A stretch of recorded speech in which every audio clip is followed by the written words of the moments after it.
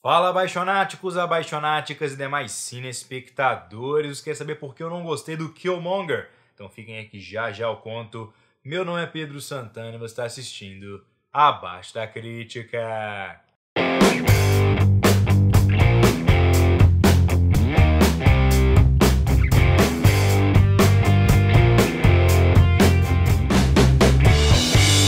Bom, abaixonáticos, então hoje vamos conversar mais uma vez sobre Pantera Negra, mas dessa vez com spoilers. Então se você ainda não viu o filme, dá pausa aqui, vá ver a minha crítica sem spoilers, vá ver o filme, depois volte para que a gente possa discutir, ou se você não liga para spoilers, aqui seguem alguns. Então, como muitos de vocês já sabem, pelo menos todos que viram a minha crítica de Pantera Negra, eu não gostei tanto assim do Killmonger, pelo menos não tanto quanto todo mundo parece ter gostado dele. E eu acho que é muito interessante essa situação porque ela não advém do personagem em si ou da atuação do Michael B. Jordan, mas sim da estruturação do roteiro. Então eu queria explicar pra vocês por que eu não gostei do vilão de Pantera Negra. Bom, no nível de superfície, o Killmonger é um vilão legal. Assim, ele é bem interpretado pelo Michael B. Jordan, que é um ator super carismático, ele tem uma presença de tela muito forte, ele é um antagonista que é muito poderoso, ele realmente tem uma motivação que é bem clara e bem objetiva, apesar de eu achar um pouquinho rasa, como eu elucidei na minha crítica, mas talvez isso não venha muito a calhar agora, porque eu vou entrar nisso daqui a pouco. Ele é capaz, inclusive, de ensinar uma lição pro nosso herói. No final do filme, T'Challa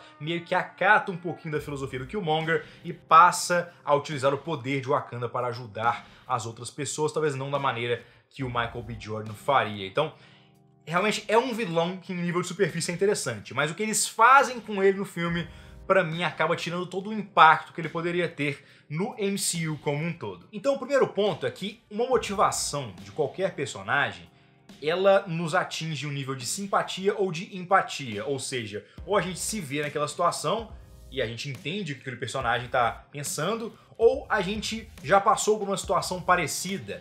Então, a motivação do Michael B. Jordan aparentemente é muito boa nesse sentido, porque ela conversa com muitas pessoas e ela é fácil de ser compreendida. Entretanto, essa motivação não nos é mostrada, ela nos é falada. O agente Ross, lá interpretado pelo Martin Freeman, nos conta como é que foi a infância do Michael B. Jordan depois da morte de seu pai, etc e tal. A única coisa que a gente vê de fato no filme é a morte do pai, sendo que o Michael B. Jordan demora 40 minutos para aparecer no filme.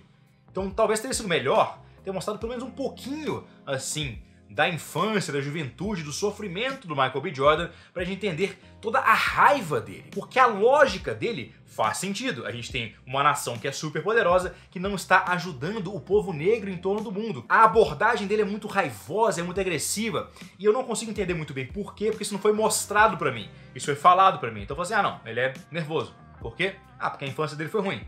Por quê? porque eles me falaram.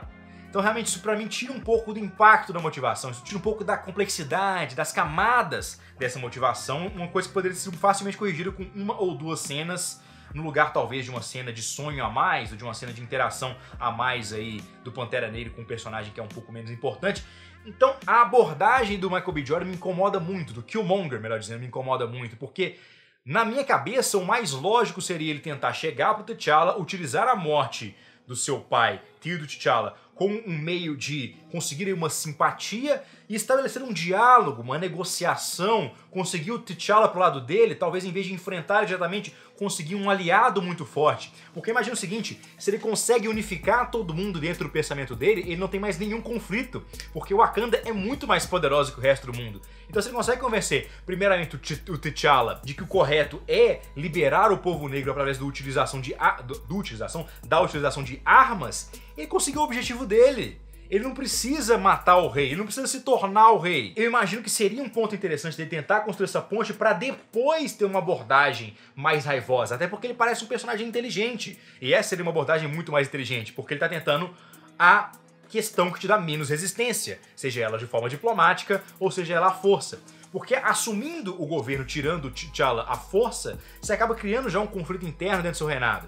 O que me leva ao segundo ponto. A gente não tem uma real construção do que poderia ter sido o Killmonger como rei, porque a gente simplesmente tira o T'Challa da história por 20 minutos, vai lidar com as repercussões da suposta morte dele, sendo que todo mundo sabe que ele não morreu, porque todo mundo viu o trailer de Vingadores Guerra do Infinito, e a gente não tem nenhuma interação mais profunda sobre a política de Wakanda com o Killmonger no controle. A gente não tem um estabelecimento muito mais forte da facção que ele está liderando, talvez do pensamento político que ele está liderando, talvez de um aspecto mais prático, como é que é governar.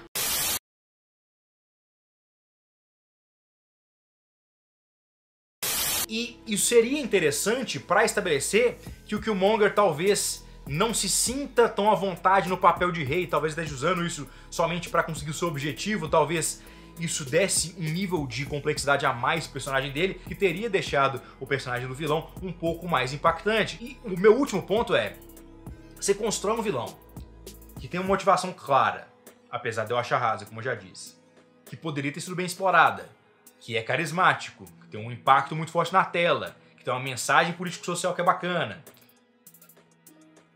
Por que você mata ele?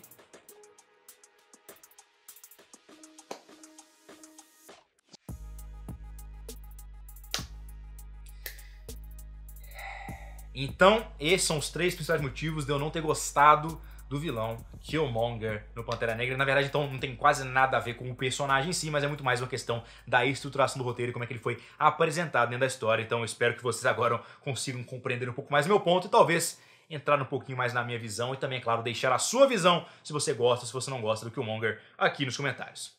Então é isso aí, cinespectadores. Se vocês gostaram do vídeo, clique na marca d'água para se inscrever no canal, se tornem abaixonáticos, venham fazer parte da crítica. Então é isso, YouTube. Até a próxima!